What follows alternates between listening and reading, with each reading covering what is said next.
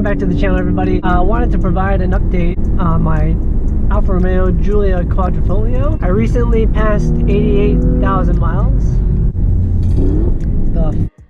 And I also have two pieces of news to share with you about the car. I had the opportunity to go to WeatherTech Raceway Laguna Seca, and on the morning of the track day, when I remote started the car, it didn't start. And I tried 2 more times after that without any luck, so I got pretty worried. I tried starting the car normally, you know, by getting in the car and hitting the start button, and when I did that, the entire dash lit up like a Christmas tree.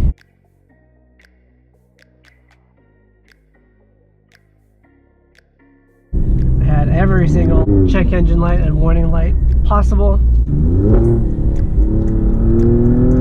Luckily, I had read about similar situations like this on the forums. When this happens, it usually means a dead battery. I had been on that battery since I bought the car, so over 4 years, and I'm like 99% sure that that was the original battery, and that was the root cause of my issues.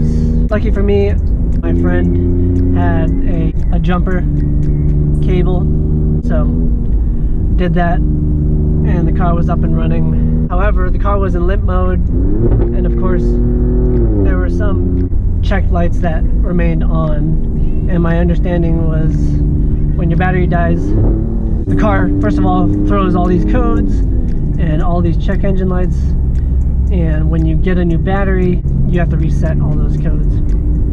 But as you can imagine, it's not what you want happening when you're about to go to the track. Definitely not ideal. With some quick research, I was able to find a local mom and pop shop that had the right equipment and the battery in stock. So I was able to get it replaced in the morning by about lunchtime, and I was able to get on the track in the afternoon. So it wasn't all bad. And when I got the battery changed, they were able to clear all the codes, and the car was no longer in limp mode, and got on the track without any issues. So that was a lot of fun, and I was really happy, obviously. The second thing to talk about is I did have another problem. Luckily it wasn't with the car. I apparently ran over a nail when it was raining, and the nail ended up in a spot that was deemed irreparable, or not able to be repaired in the spot it was in. I guess you can only patch certain areas of the tire. If the nail or the puncture is too close to the sidewall, they won't even consider doing it because it's a safety issue. This occurred 2 or 3 weeks before that track day, and I was hoping to use up the rest of my current tires, my old Hankooks, and I needed to replace my front tires anyway, which were worn at the shoulders due to my increased camber. 2 choices in my mind at the time was, you know, replace only the rear tires, or replace all 4, because like I said, my fronts are already worn, and so I decided to do the latter. I decided to get all 4 tires replaced. I have a Costco membership. I decided to try a new tire, a Firestone Firehwak Indy 500. They seem to have good, decent reviews. They also look pretty good, and also apparently they are rebranded Bridgestones, but with a different compound. So I was excited and eager to try something new, and so I went with those. So those are the last 2 issues with the car. All normal stuff, you know, things happen. I'm so glad I made it to 88,000 miles without any actual car-related issues. Nails and dead batteries happen. I was on the original battery, so really great. Speaking of new tires, I wanted to give some feedback on the Firestones. So I put about a little less than 3,000 miles on them now, and a few things that I noticed off the bat in the very beginning, even before I got to this point. were that the tires were more noisy than the Hankooks. Also, they feel stiffer. The sidewall felt much stiffer. And then I also noticed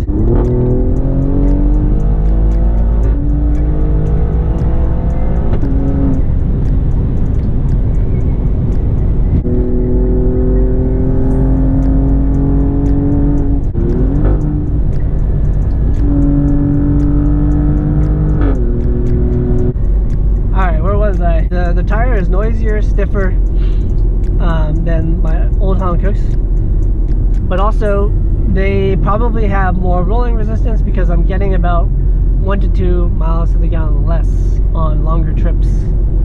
And you know, since they're noisier, kind of seems to indicate the tread pattern, you know, causes more resistance. Therefore, in my mind, it would be noisier. So I think more noise and less fuel efficiency probably go hand in hand in my mind. So those are the observations I made before getting on track with these Firestones. Driving around here on these back roads, I notice they're more responsive than the Hankooks. The Hankooks seemed a little softer on the sidewall. Like I said, I got the new tires before I went to my second track day at Laguna Seca, so I got to try them on track.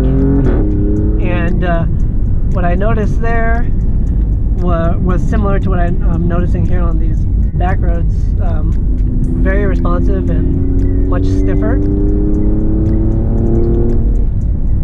but also the ultimate grip seems higher. That may be because they're, you know, brand new tires, whereas my Hankooks had 20,000 miles on them when I went to Laguna the first time.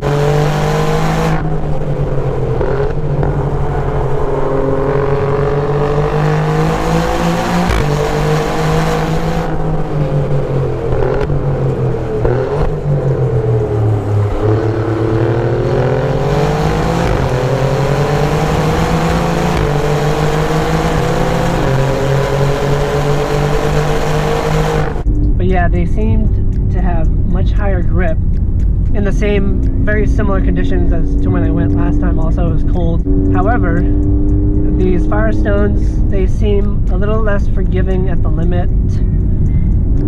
In other words, they seemed a little more peaky. Like when you're on the limit, these Firestones, when they lose grip, when you go over the limit, they lose grip, you know, much more immediately. Whereas the Hankooks, when I reached the limit and exceeded the grip level, it was a slower, it lost traction slower, at a slower rate. It wasn't snappy. Whereas these Firestones feel more snappy when you exceed the limit of grip. It seemed like the ultimate grip was higher. I was carrying 1 or 2 miles an hour, 1 or 2 miles per hour more through the middle of the medium and high speed turns.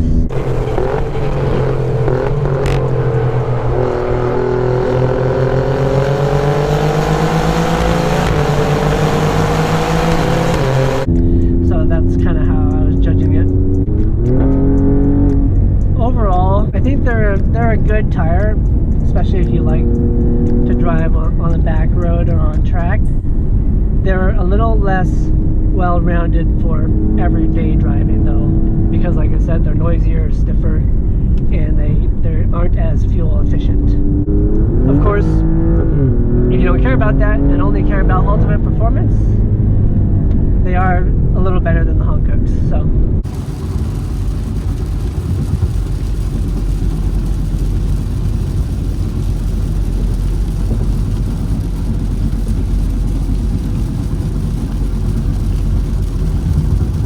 there you go. I'm going to shut up and hope you enjoy a little more driving.